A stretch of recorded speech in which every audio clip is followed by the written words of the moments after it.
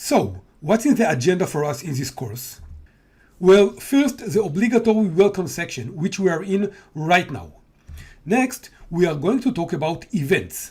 Since event-driven architecture utilizes events, it's important to have a clear definition of what exactly an event is.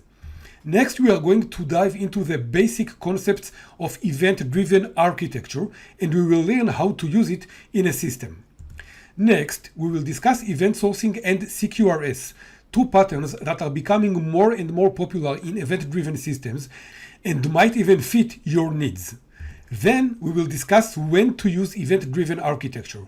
This kind of architecture does not fit every system, and it's important to make the right decision when going for it. After that, we will talk about the two flavors of event-driven systems, stateless and stateful.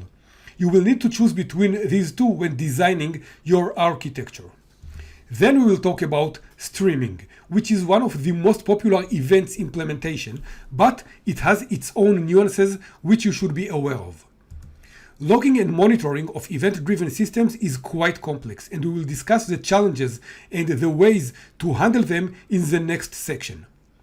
And then we will talk about actual implementation of event-driven systems, which tools and engines should be used in order to create the perfect event-driven system.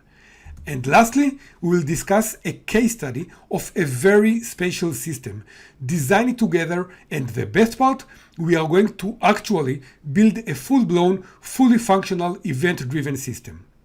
And after all this, we will conclude the course and talk about what's next.